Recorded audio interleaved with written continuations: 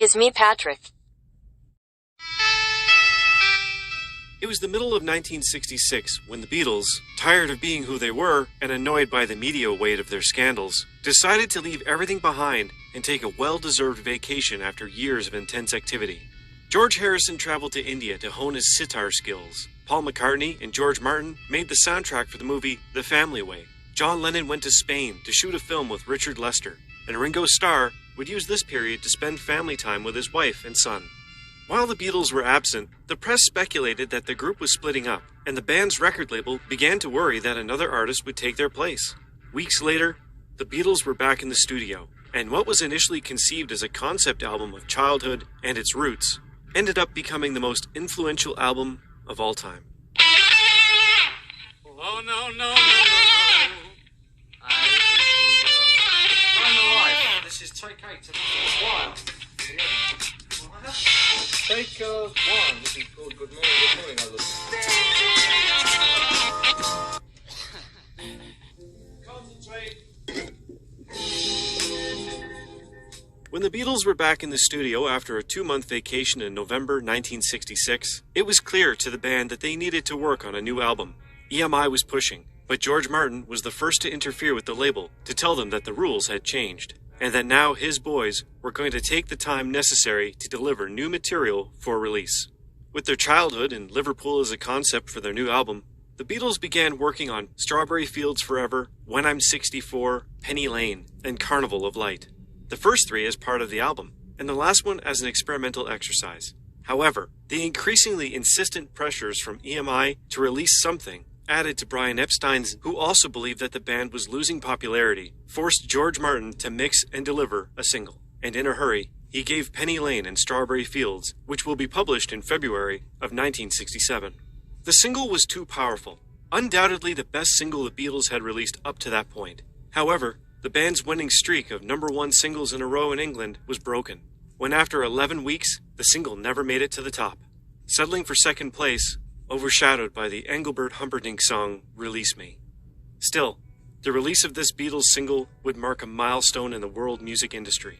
People like Brian Wilson were amazed to hear the band's new sound, but their release as a single would, as part of the Beatles' rules, mean that the 2 tracks would be dropped from the album. It was Beatles' policy, and they had worked that way for 3 years. Removing these 2 tracks from the album would close off a whole world of possibilities. And George Martin, over the years, described the action of removing these 2 songs from the album as the biggest mistake of his career. Penny Lane is in my ears and in my eye. The Beatles returned to the studio without much enthusiasm. Lennon was sometimes distracted and came to the studio with practically nothing. George and Ringo were beginning to take a dim view of McCartney's insistence on working, who, noticing that the group's balance was beginning to turn slightly 3 against 1, would call himself a new leader of the Beatles. After all, it was what he had always wanted, and the new album was going to prove him right. The initial excitement that a new album represented seemed to have gone, and the complexity and sophistication that the group was beginning to adopt didn't sound like much fun. And with Penny Lane and Strawberry Fields Forever discarded, the original project was altered, forcing the Beatles to start from scratch once again.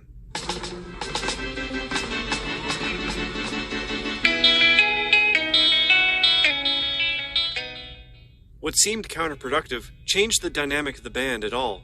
With some ideas and drafts starting to emerge, McCartney was looking for a new thread for the album.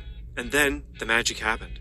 Paul remembered his father's stories about the name changes in his old jazz bands, and how by disguising themselves, they managed to surprise the public. He also remembered how Elvis's car would go on tour and people would go to see him, creating an interaction with the artist without him. And under those 2 references, added a trip that Paul had where on a plane they saw the name Salt and Pepper, which evolved to Sgt. Pepper, made them evoke the Sergeants working with all the elements previously mentioned. The album would go on tour as Elvis's car, and the costumes would be used to invent a fictitious name. The album was going to be the show of that group, Sgt. Pepper Lonely Hearts Club Band. When McCartney told the group about his intentions, they all agreed to the concept and came up with all sorts of things. A double-sided fold-out album, stickers, leaflets, and why not, even a film of the album. The ideas began to appear. Visconti, Fellini, or Antonioni would direct a sequence with each song, and when all the ideas were flying in the air, Brian Epstein appeared, bringing the group down from the cloud, because the first thing that they had to do was to finish the record, and then they would think about everything else. Brian had refused because of the costs of everything. Plus, the band had just asked EMI to change the desk from 4 to 8 tracks, making the studio to doubt because it was too expensive. They also sounded to travel to the United States to record there because of the modernity of their studios, but it was also too expensive. And when EMI stepped aside with the expenses, Brian Epstein had to back up a bit. Without even having enough funds to, things were not quite right administratively. Brian was nervous because his contract with the Beatles was expiring, and also because of the fact that they did not want to renew it, because the band was not 100% satisfied with his management. Even McCartney had confronted him weeks before by questioning him because the Rolling Stones had such superior conditions to them. All this was based on the bad negotiation that the manager was doing with EMI. Under pressure, Brian negotiated a new contract, which gave them higher percentages and credit, in exchange for staying together until 1976, a contract that would cause them headaches in some years due to this restriction. And second, and much more serious, with the crisis over, Brian Epstein would sell 51% of his company NEMS, and from here, Lennon and McCartney would lose control and the rights to their songs. Management problems continued, as the pressure from United Artists for the band to fulfill their film contract, which would eventually turn into Yellow Submarine years later. The label believed that the Beatles were wasting their time searching for impossible sounds, and for the first time, the commercial viability of the group was being questioned. The press was also speculating the beginning of the end for the band, and according to Paul McCartney, the band was smiling mischievously at this speculation, because everyone involved in the mysterious album was sure that they were onto something unique. The Beatles were tired of being the Beatles. They no longer wanted to be seen as a rock band. They no longer wanted to be seen as the boys from Liverpool, and they no longer wanted to be seen as just performers. And with a full awareness of experimentation in April of 1967, the Beatles had finished recording their new album.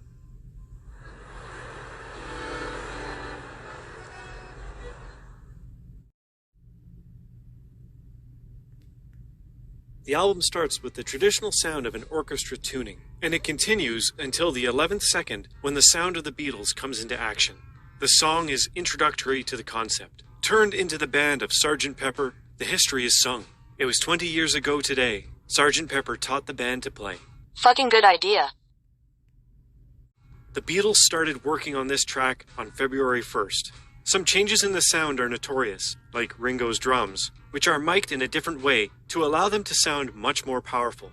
In the end, Take 10 was the definitive one, and even though it's not close to being the best track on the album, it fulfills its introductory function, and the band tells you, "We hope you will enjoy the show." What would you think if I sang at it too? When the project was nearing the end of production, Lennon and McCartney noticed that this time they still didn't have a signature song for Ringo.